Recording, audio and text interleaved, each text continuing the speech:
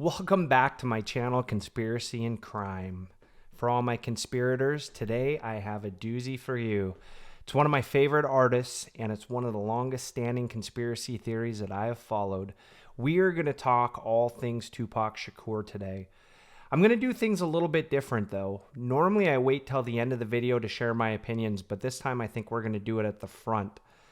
I believe that Tupac really did die in 1996.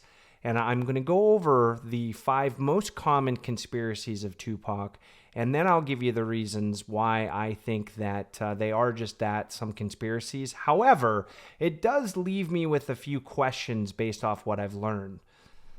So let's get right into this. First, I'm going to start with a little bit of Tupac's background. Now, keep in mind, the man accomplished a lot of things in his short lifetime, so I can't cover it all. However, if you would like to know more information, I'd be happy to do a video all on Tupac, as he's one of my favorite artists.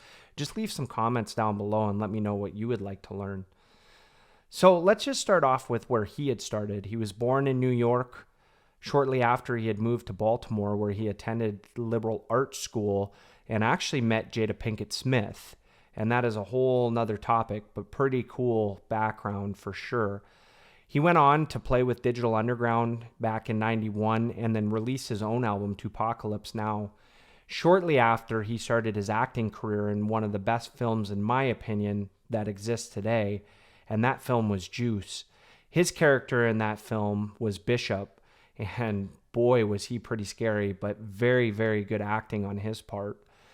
Some other things that he was known for is he definitely put the West Coast on the map when it comes to rap. So all my fellow folks out there that are East Coast fans, gotta say, Tupac definitely led the way for the West, and the West is the best. So let's talk a little bit about Tupac's legal troubles, as they will play a factor in the conspiracy a little bit later on in the story. So he did have some misdemeanor assault charges and some small-time gun charges. Some more serious charges that he faced was sexual assault charges, which he spent a little bit of time in jail for. And then also he had a shooting charge in Atlanta in '93 where 2 police officers got shot. They ended up being brothers. They were off duty. A couple other charges was a wrongful death charge from a gun discharge at one of the concerts, and then he has been sued several times by other folks as well. One of the things that I really wanted to bring up was the sexual assault charge, because he was in New York and he was on trial for that while he was out there. And one night he went over to the Quad Studios, where a group of people ended up robbing him for his chains and shot him 5 times. Now, this will play a factor in the conspiracy going on, because not only was he shot 5 times, but he still made it to court and ended up going to jail, even with 5 bullets in his body, which is pretty crazy. Now, knowing that, you fast forward, this will play a major factor in the conspiracy when he gets shot again, but we'll get to that in a few minutes. All right, so we're going to talk a little bit about the night that Tupac died. So first and foremost, Tupac was attending a fight in Las Vegas. It was Bruce Seldon versus Mike Tyson. He was there with his bodyguards. He was also there with Suge Knight. After the fight, they spent a little bit of time talking to Mike Tyson and ended up retreating back to one of Suge's pads that he was staying at in Las Vegas. While they were there, they had decided on a nightclub that they were going to travel to. Tupac also notably took off his bulletproof vest, as he thought it was a little bit too hot out. And they also made another decision that ended up contributing to his death, to travel as a duo with their bodyguards in separate cars. Later on that night, as they were traveling to the club that they had chose, they were just off of the strip on a side street where somebody had pulled up and ended up shooting him.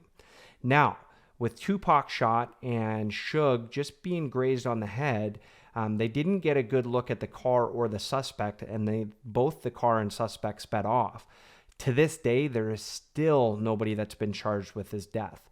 Now, some of the theories out there, one that I believe was that earlier in the night, while at the MGM Grand, walking through the casino, Tupac and Suge ended up getting into a fight with a rival gang member. That gang member was Orlando Anderson. Now, it's highly likely that Orlando Anderson was the shooter. However, he ended up passing away before the full investigation could occur. So another conspiracy that we hear about is that Suge had a hand in taking out Tupac. Now, this is one that I believed for a long time and still have questions around because Tupac got shot with a lot of bullets that night and Suge was only grazed in the head. But I always have to think to myself, how would he have gotten that graze if he was never the intended target? Now, there is a couple of things that play a factor into this. One, Suge did owe Tupac money. That is for sure. Another one is it was believed that Tupac was going to leave Death Row Records and start his own thing, which would have been highly successful, and that would have also made Suge lose a lot of money. Now, if you go way back, the way that Suge started Death Row Records was not with the greatest of intent. First thing was he ended up muscling Vanilla Ice out of money, $1 million, to help start the record label. Second one is he went after Dr. Dre and brought Dr. Dre over as a producer by strong-arming Eazy-E.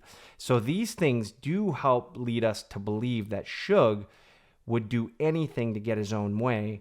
And in this case, was he aware that Tupac was on his way out? And was he aware that he was going to be losing a lot of money? So that definitely could play a factor into one of the conspiracies. Another conspiracy that comes up is that the CIA has hidden Tupac in the witness protection plan. Now, this I think would be highly unlikely, as I think we would have seen him or he would have come back.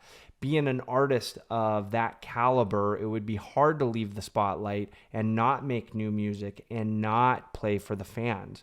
Now, some will argue and say, well, Tupac's music still releases today, which I don't disagree because there's a lot of great music that continues to come out. However, we did hear that while he was in the studio from many of his peers, that not only was he a hard worker, but he was very determined and focused to pump out as much material as he could. And he was very good at it, often doing things in one take, which is very impressive. Another conspiracy that we hear a lot about is that he's been seen over and over again in Cuba, and Cuba's been harboring him. Now, I find this one hard to believe, especially in the day and age of social media, because if that was the case, we would see Tupac a lot more frequently and we would see him on video. Now, is there some folks that are possibly lookalikes? Yeah, I could see that. But until we actually heard them speak, or even yet heard them perform, I don't know that that would be a conclusive argument for Tupac still being alive today. So those are the main conspiracies that are out there, and they are pretty interesting. Again, Tupac is one of my favorite artists, and this is one that I really wish that I could believe and really wish that was true, that Tupac was still alive out there, and we did have a chance that we were going to get to see him again, not only perform on records, but perform live, and that would definitely be a dream come true for me. However, at this point, it's just been so long and we haven't seen a lot of information come out since his death that I just really can't see that that would be the case. However, like I always state, keep asking questions because that's what we're here to do. I want you to think as individuals, and I also want you to add some comments below on anything that I may have missed or anything that might be a good conversation piece that might help me change my mind. So with that being said, conspirators, I hope to see you for my next video. Have a wonderful day.